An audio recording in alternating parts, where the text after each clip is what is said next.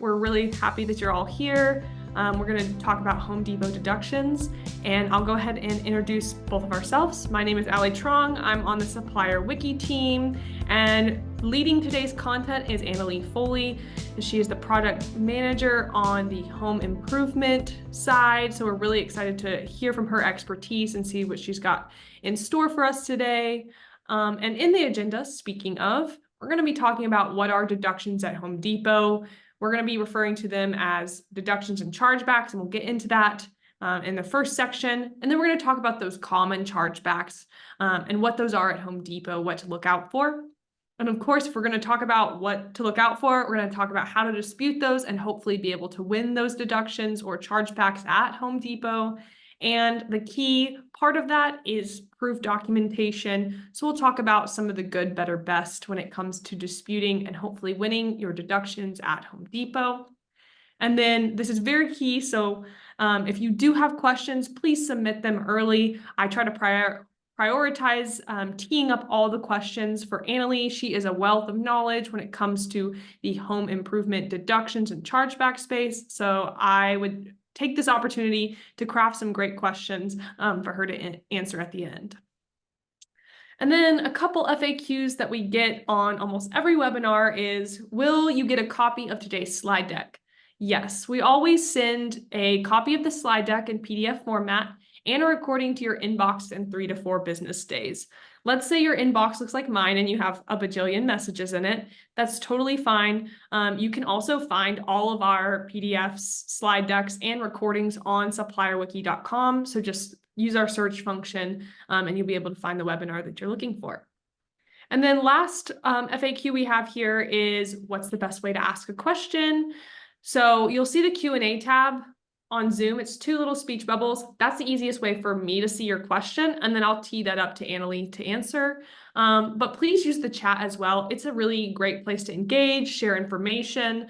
If you have a case study that you want to kind of share with everyone on like the type of deduction you've had at Home Depot and what you used to win, or if you kind of agree with what's being shared, go ahead and put that in the chat. That's the one speech bubble. But it's easiest for me to see those questions in the Q&A because it kind of keeps them pulled up, whereas the chat can kind of get it out of hand a little bit sometimes. So, and with that, we'll talk a little bit about who we are. So if this is your first Supply Pipe webinar, welcome. So we create software that helps CPGs like you reduce revenue loss. And we do that in a couple of different ways at a couple of different retailers. And the retailer we're talking about today is Home Depot, but we do have solutions for Amazon, Target, Walmart, Kroger, and always looking to find other ways to help CPG suppliers detect those compliance issues and solve any revenue loss. Last thing I'll say here is, if you're unsure, looking at the logo saying, that's not necessarily the type of supplier I am, don't worry. We work with suppliers across the box, across categories, at different retailers, like I mentioned. So hopefully we can help you with any issues that you're seeing with revenue loss, and see your logo up here in the future. And with that, I'm going to hand it over to Annalee to get into one of our exciting announcements. Yeah, thanks, Allie. Kind of how Allie was just saying, we're expanding. And so I'm really excited to announce that we are moving into the home improvement space with Home Depot. So Allie's going to drop a link to a sign up if you want to get some early access to our Home Depot products. Sign up. We'd love to tell you more about Home Depot and kind of what we're excited to launch with. So really just looking to help suppliers, win back money and just understand compliance and deductions that they're receiving at Home Depot. And with that, let's get into the fun stuff. So what are deductions at Home Depot? Similar to other retailers, it's anytime the retailer is taking something from your invoice.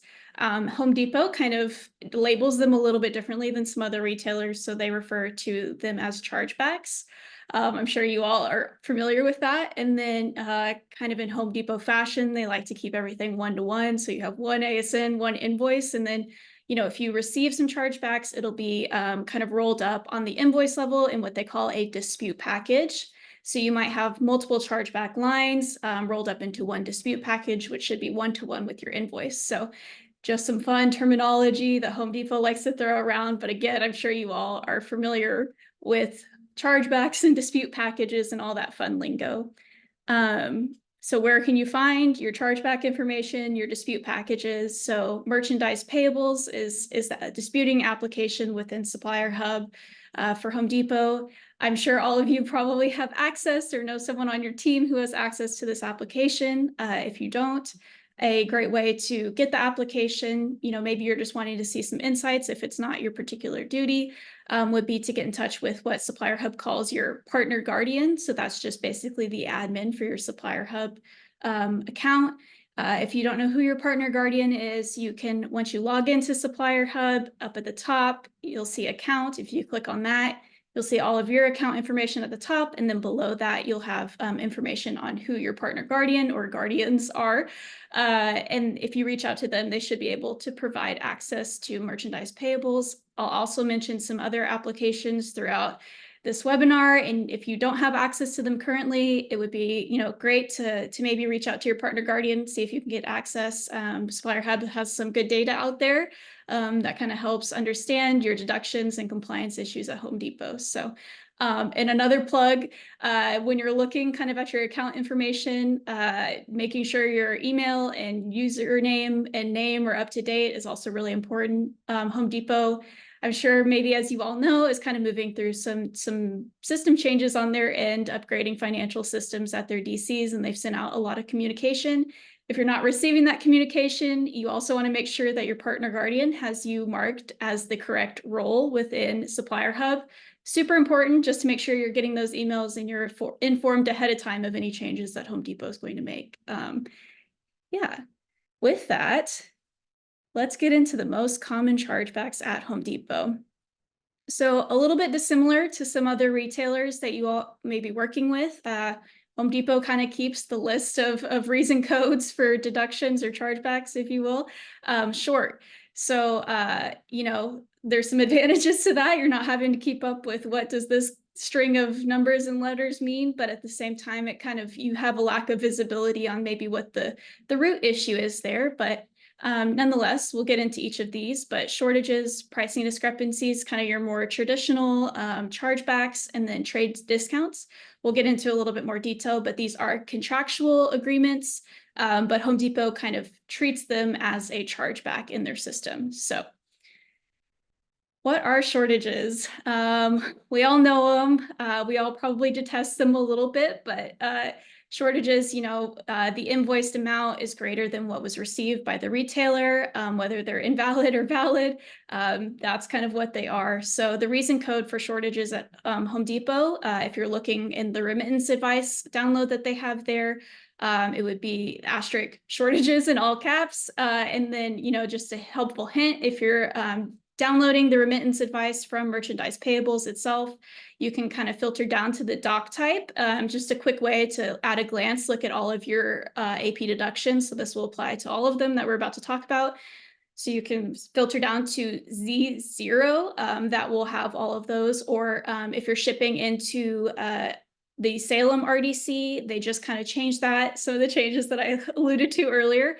RK would be the other doc type to show that. And then just as a reminder, next month, leap day, it's not March yet, but next month in the middle of March, they'll be converting the Lacey DFC also to this new software. And so you'll see it show up as an RK on the remittance advice download. We'll get into some of the other changes that you all might see and how it kind of impacts process flows a little bit later, but just a heads up that if you're looking for those in the remittance advice, that's where they are.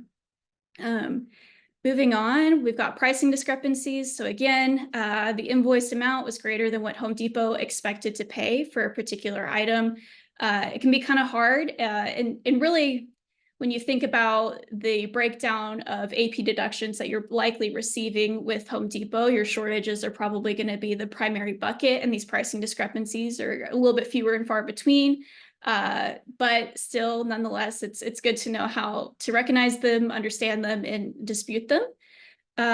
Just one thing in general, if you do get a pricing discrepancy deduction, it's possible that an item might have the wrong cost associated to it, and you might be receiving that pricing discrepancy across a multitude of invoices. Again, we just know how Home Depot likes to send a lot of a lot of POs, so you'll have a lot of invoices, and you might have a lot of pricing discrepancies if it's impacting a particular item. A really good way to just double check and see, is everything, the cost associated with that item aligning with what Home Depot is expecting, is requesting what they call a 531 SKU detail report from your buyer. They should be able to provide this to you, and that kind of synchronizes the cost for that SKU and make sure everyone's aligned on it. There are some other really great applications that they have within Supplier Hub to kind of understand that data as well. So data connection is a really great resource. They have some pre-made queries in there with all of your Home Depot SKUs. You can kind of break it down by cost, size, all of that to make sure everything is aligning well. Again, that would be an application that would be helpful possibly. And if you don't have access to it, your partner guardian should be able to grant you access.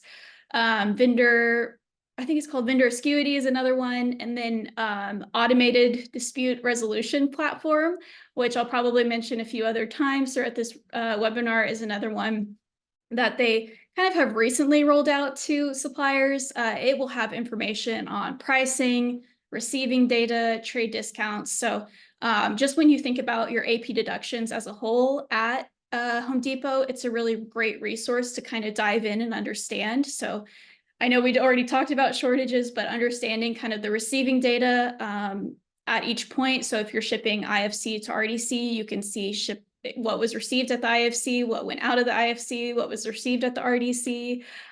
Or if you're shipping to DFCs, you can see what was received at the DFC. Currently, that application within Supplier Hub only has receiving and just general data for IFC, RDCs, and DFCs. But again, a great resource to kind of understand. It has a SKU breakdown for all of your different items as well.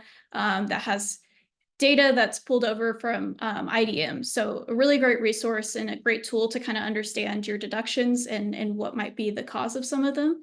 But yeah. Kind of on the same note, ADRP is a great place to look at your trade discounts as well. So trade discounts, kind of a unique situation, especially compared to other retailers.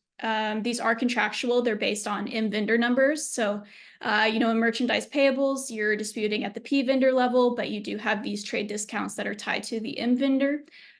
So if you don't have those easily accessible, you should be able to find them in your supplier buying agreement.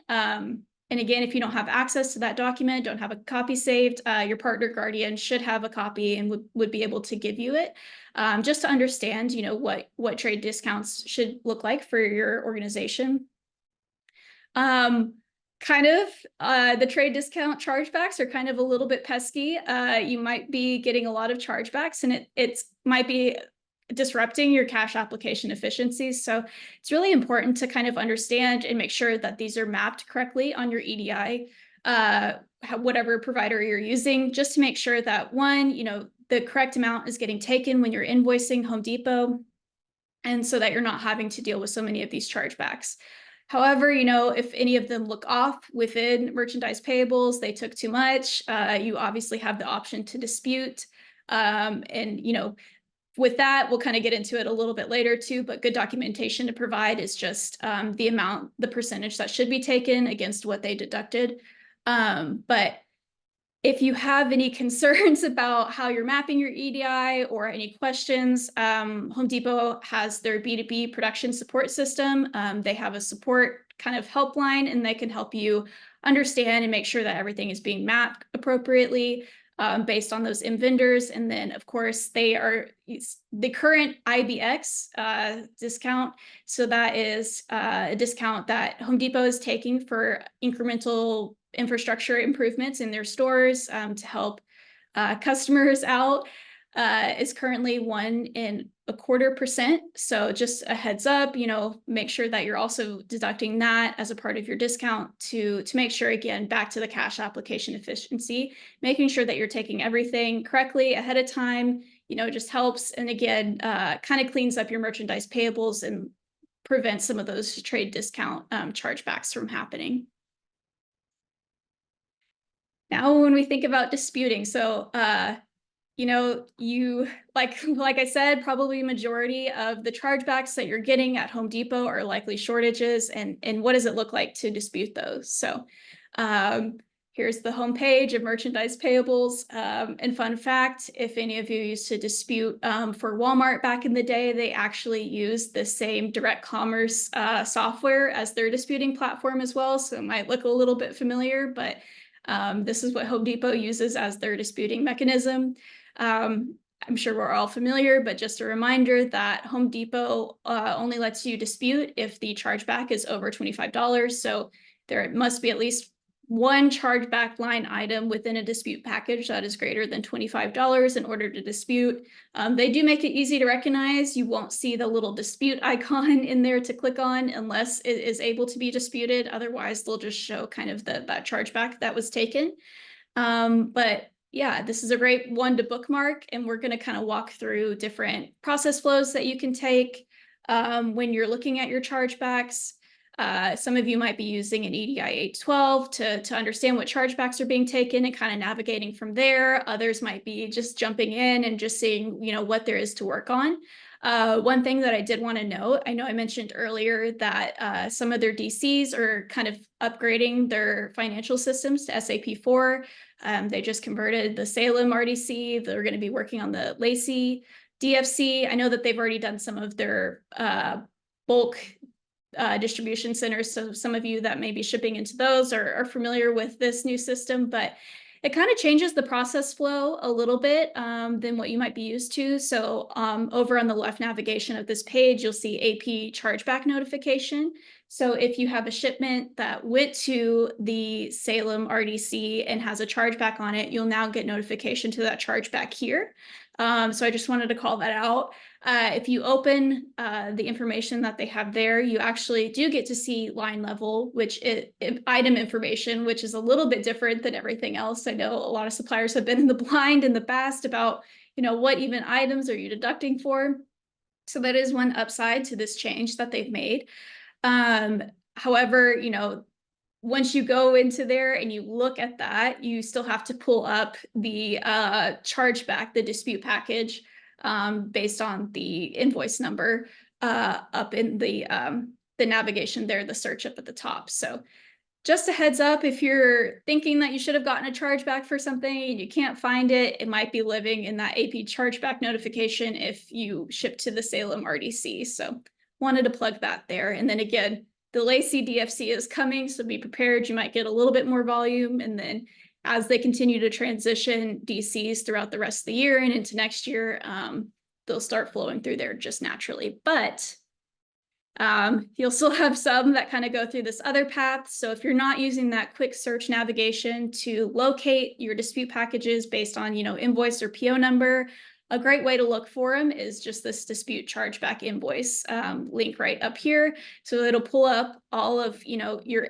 invoices. So that have dispute packages associated with them. At Home Depot, you can dispute the last 12 months based on the chargeback date.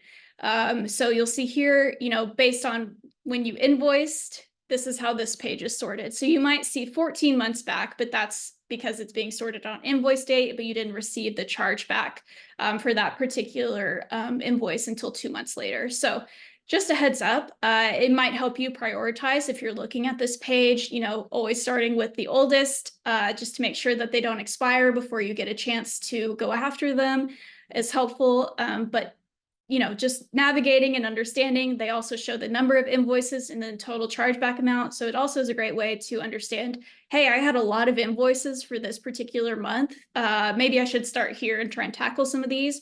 Or same with total chargeback amount. If you had a really high chargeback amount for a particular month, it might be a really great place to start disputing. And then once you kind of click into that month, they give you a lot of data there. So you can see your dispute package, invoice number, and invoice date. So one thing that I said just a slide ago, they have the dispute package and you are able to dispute based on the received date of that dispute package. I just want to call out that really the only way to see that number is if you search that invoice number in the remit or in the like detailed search. So if you go to remittance advice over on the side, you can pull up the remittance information for that specific invoice. And there's a column in there that will show you the exact chargeback date. So again, that's just helpful to understand, when did I actually receive this chargeback, this dispute package, when was it dispersed, against kind of the invoice date. So just a little helpful hint if you're ever looking for that number and wanting to understand. But again, they give you a lot of information on this page. So you can kind of filter and sort, sorting by amount of the chargeback is really helpful, prioritizing those big ones first and then kind of working your way down. And then again, when you want to go and understand, what's been approved, what's been denied, if you go to the closed chargebacks, you'll be able to see this information for all of the ones that have a decision made on them. But yeah, filling out the claim information. So once you find a dispute package that you're wanting to start working on, it's maybe a high dollar amount, you want to tackle it first, you'll click into that dispute package, and then there's a few fields that you'll need to fill out. So chargeback type, it's important to make sure that the chargeback type there is what you are expecting. Home Depot actually just made a change where it's really nice. You don't have to fill that out anymore. That's a new one. I know that can be tedious. It's like Home Depot, you already know what you deducted, but so you don't have to worry about filling that out. But some really important things to make sure you are filling out is the disputed amount. Really important to make sure that you're getting that amount in there just so they know what the claim is for. And then comment is also super important. You want to make sure that you're stating your case, you're telling them what backup information you've provided, and just making sure that you're lining everything out for whoever is going to be reviewing your dispute package to make sure that they have all applicable information that they would need to understand there as well. Some other important things, freight carrier and tracking. If you have that information available, they provide fields there for you to give that. Freight carrier, there's a drop-down list with a lot of different carriers. I've noticed personally that recently it seems like they maybe have added some carriers to their routing guide, but maybe not updated this list, and that's okay. I think the comment would be a great place for you to maybe give up that information to whoever is going to be reviewing your package, just letting them know, hey, this was the carrier used. This is the tracking pro or BOL number associated. Just again, even though you may not be able to fill out that freight carrier from the dropdown that they give, giving up that information in the comment should be just as helpful for whoever's reviewing your case. And they do allow, if your freight carrier is found in that drop-down list, you have the option then to add a tracking pro or BOL number.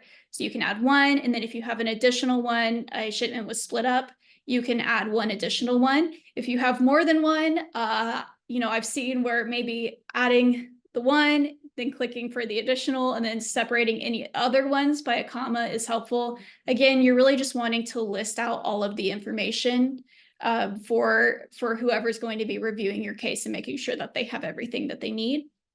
And then again, we're going to get into attachments and what's good and best for disputing at Home Depot. But just as a reminder, within merchandise payables, they only want to see PDFs as the form of attachment. And then you have a limit, so make sure that you're not sending any super large files or else you'll get an error and they won't be able to receive it. And just a reminder that anytime you're adding an attachment or also adding a comment, they're going to be tracking that down kind of in the user history activity log at the bottom. So you'll have timestamps and everything is tracked down there so you can reference later. I know when you're disputing a lot with Home Depot, sometimes it's hard to keep track of what you've done. At least we've got the history down at the bottom to keep everything in check.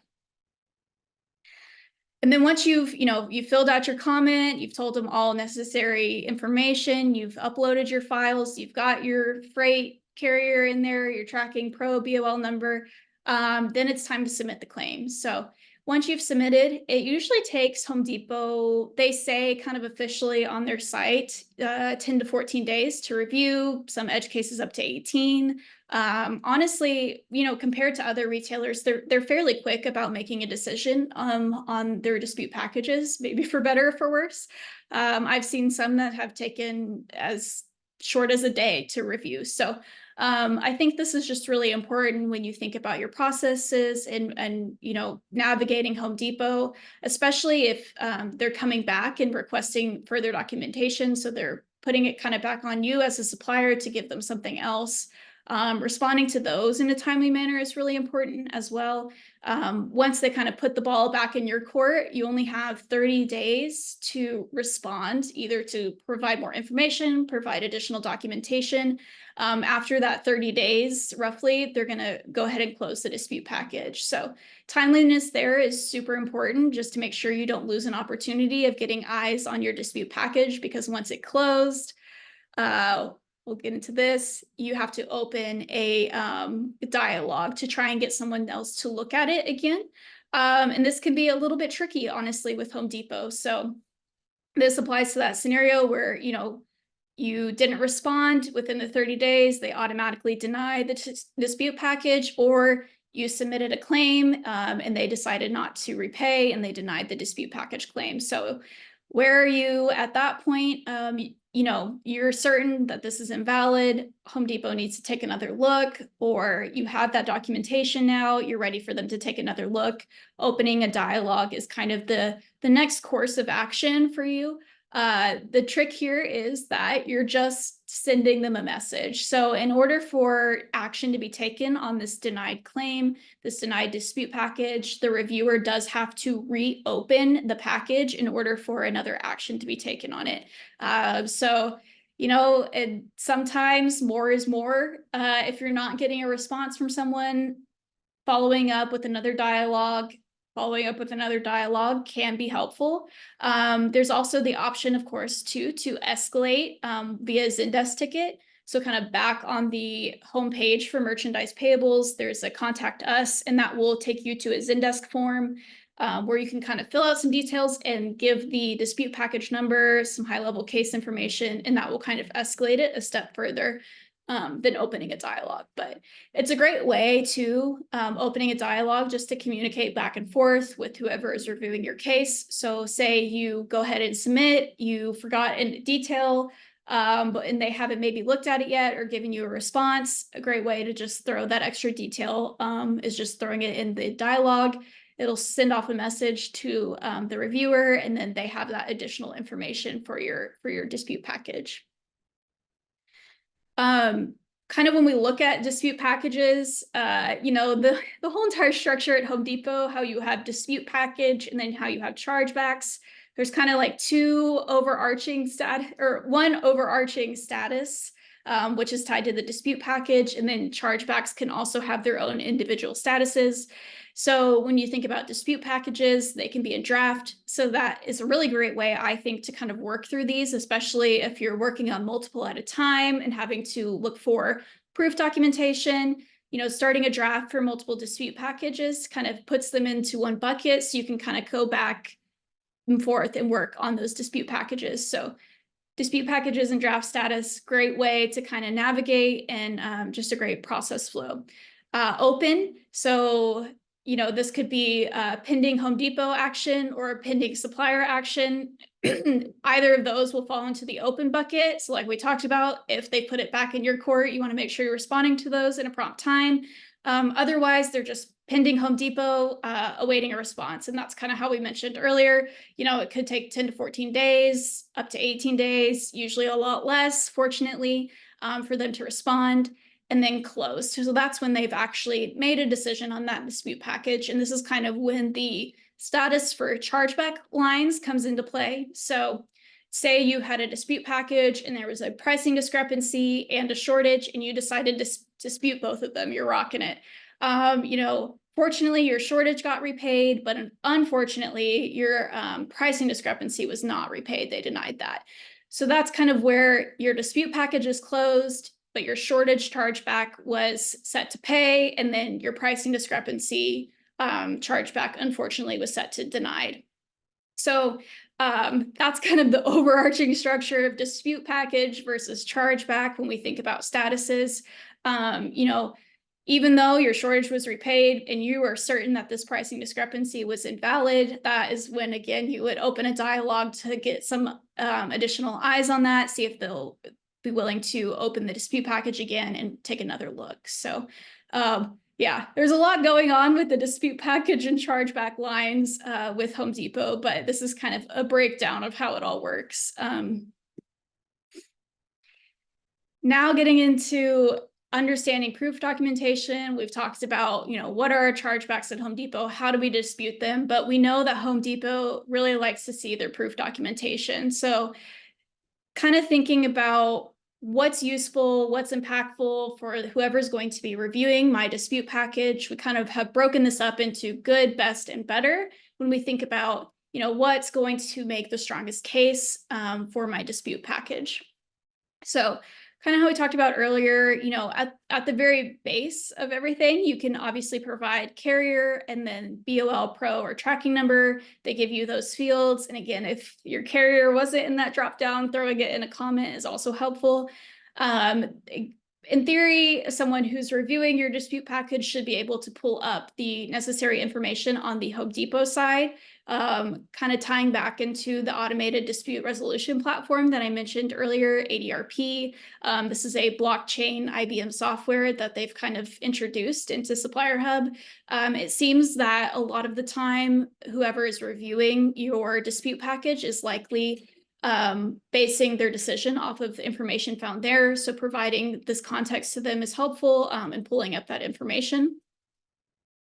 But then when we think about better proof documentation, I know I just mentioned ADRP, and that seems like a likely source that their reviewers are using to back up claims, but still, you know, having the right proof documentation is really important in making your case, especially for your reviewer to review in tandem with ADRP. So a unique thing about Home Depot is, you know, whether you're prepaid or collect, they really like to see the same proof documentation across the board. Of course, this can present challenges, especially if you are collect trying to track down PODs. It's a challenge, but in general, this is what Home Depot likes to see. They like to see the BOL, POD, packing slip, and a supplier's copy of the invoice. All of these kind of tell the story of what happened. You know, if you are a collect supplier, you know, it is really difficult sometimes to get your hands on those POD. And I think at that point, making sure that you have the other BOL, packing slip, and invoice is still really important to your case. The invoice is just important to make sure, you know, what you invoiced for is backed up with the dispute package, and then same with packing slip. And then of course, BOD and BOL are important to understanding what was actually picked up by the carrier and then received at the DC. Additionally, some other documents that we've seen success with when suppliers are disputing, if your warehouse is able to snap photos of pallets before they leave your warehouse, this is really helpful. You know, just this was sealed. It had your proper UCC 128 label if you're shipping into an RDC, and everything is perfect. This just creates a strong case for you as a supplier. And then ASNs.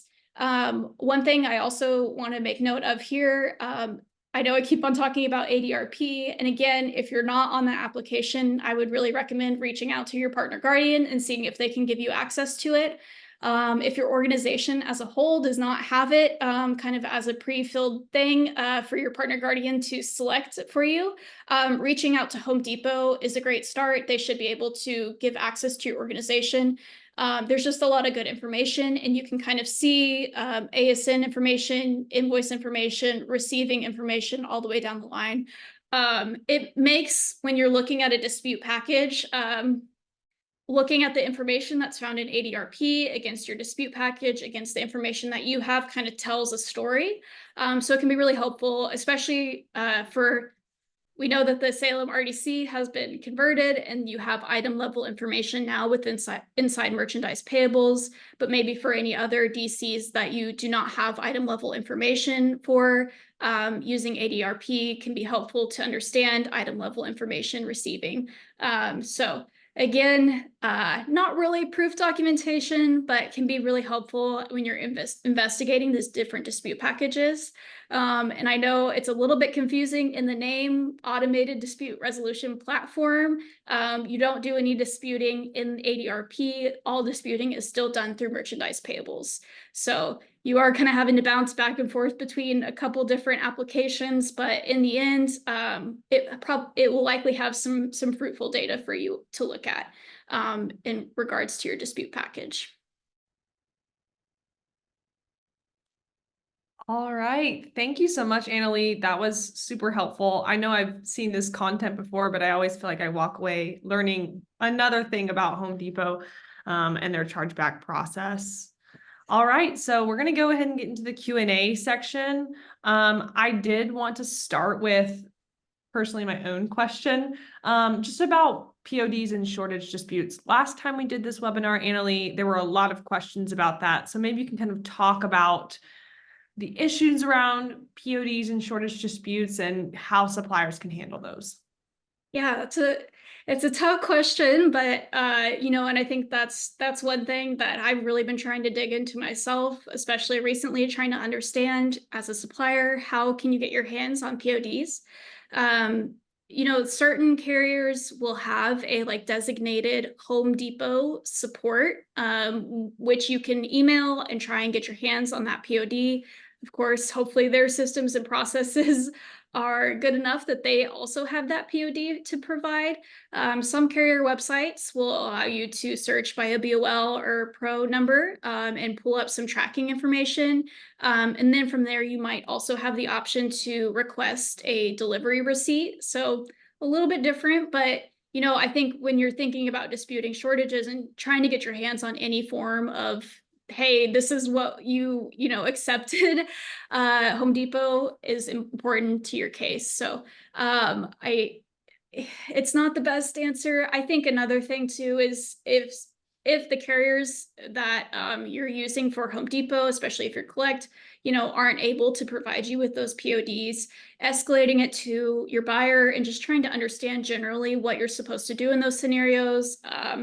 They might be able to provide context or might look at some of the cases that dispute packages that you've submitted and possibly overturn some of those. So I think, it kind of is a case by case scenario, especially geographically where your warehouse is placed, since Home Depot's routing guide is very geographically based. So you might have certain carriers within your region that Home Depot, prefers for you, that are able to get you the PODs, and you might have some that are not. And so again, escalating it to your buyer if you're just really in a pickle is kind of the last stage there. Wow, yeah, that's a really great call out. I'm just going to reiterate that so I remember it too, is thinking about those, how you're strategically picking your DCs that you're working with or your facility centers, because it could make or break a dispute case if they're not giving you those PODs. So really helpful. We do have a question also in the chat from Mario. Mario asks, does Home Depot plan to implement on-time delivery chargebacks or PO fill rate chargebacks? So essentially other than an invoice shortage. Great call out. At this time, I don't think so. I know that they've added some things recently. Actually, one chargeback type that they have added, they announced with the RDC Salem and DFC Lacey changes, is a chargeback. I think the code, especially if you're looking at an 812, is CA, and this is just other charges and fees. So, since they've added this chargeback type and they didn't announce any others, I'm thinking that for right now, they're going to stick with what they have. I will say, if you are shipping to an RDC, or my bad, the Salem RDC, or in the future, the Lacey DFC, instead of having an open invoice dispute, so those POD dispute packages where there was no record of receiving anything from that shipment, they're going to convert those to full shortages. So you'll see them now as a chargeback dispute package, and it'll be for the full amount of the invoice. So that is one slight change that they've made there. But as far as other chargeback types, adding anything like that, I don't think it's on, at least I haven't read anywhere. So they might just be keeping it as is for now. Yeah, that makes sense. And I think it's something, if you're supplying to one supplier, you probably have, especially like Home Depot, other suppliers that you're working with. It's really interesting to compare where other programs are heading, especially with where, our economy is going. So I think that's a great thing to look at a macro level too. If you're seeing Home Depot ad charges, I would go ahead and look at their competitors because they're all trying to have the best supply chain they can in order to serve their customers. So great call out, Mario. All right, one more question that I wanted to ask. If you are in if you're an attendee right now, I will take other questions if you want to pop them in. But a question that we also had was about that particular rule with Home Depot. If it's under $25, you can't dispute it. So we know from, the experience we've had with suppliers, Annalee, looking at chargebacks, sometimes that can be the bulk of the issue, getting lots of small chargebacks that add up. What would you say to a supplier that is heavy on some of those chargebacks that they can't dispute? What would be the action plan for them? Yeah, that's a really great call out. I think, at that point, keeping record of those chargebacks and really totaling them up and trying to understand, were a lot of these trade discounts. If they were really small trade discounts, you probably don't have much of a leg to stand on, unfortunately, since those are contractual based. Of course, you want to make sure that you're conferring with your SBA and making sure that they were accurately taken, of course. But for really small pricing discrepancies, again, it seems that within Home Depot's system, there's a little bit of a rounding kind of curveball that they like to throw. So you might see a lot of pricing discrepancies for like a penny. Likely that's based on some sort of rounding between, systems. But for shortages, whatever it may be, just a case went missing and it's under $25. I think kind of aggregating all of that data and really understanding how much you're losing on those less than $25 and really making a case and escalating it to your buyer saying, hey, over the past year, I've had this many shortages that were under $25. Is there anything we can do? Really escalating it. Again, you may not see repayment, but it's really great leverage too when you think about if you're a contract negotiation is coming up or anything like that. Again, we don't like to see dollars being lost. And again, it is unfortunate that you're not able to dispute those in merchandise payables. But I do think there's some actions that can be taken, at least just to make your buyer aware that you're keeping tabs on those under $25 disputes or deductions. That's awesome. Thank you for sharing that, Annalee. I know that that's just one of those pain points that comes with Home Depot that may be unique from other retailers that you're working with. But yeah, if you're seeing anything like that, where you're seeing similar types of charges or certain amounts, definitely worth kind of aggregating that data, playing around. I know sometimes it can be tricky to pull all of that, but yeah, just kind of understanding what's going on there. Well, perfect. I have no more questions in the queue, so we're going to go ahead and go to the next slide.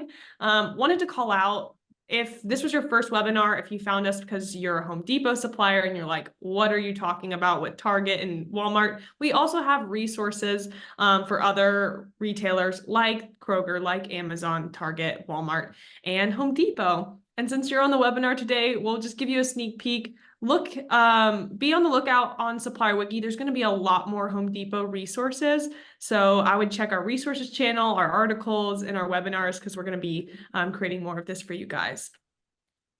All right. And then last thing here is, you guys asked some great questions today. We really appreciate that. If you have more or you want, to talk to Annalee, I did send that link to SupplyPike if you are interested in having more information about the Home Depot product that is rolling out. But these are also our real emails. So if you have ideas about content that you'd love to see on the Home Depot side, or you have a problem case that you kind of want to send to Annalee for some help and kind of just navigating, we'd love to be a resource to you guys and just appreciate you being on today's webinar. So with that, if all of that is helpful, or you just want to find us on SupplyPike, that works too. We hope to see you at another webinar, and thank you for being on. And again, thank you, Annalee, for leading us in today's content. All right, thank you guys. Have a great rest of your day. Bye.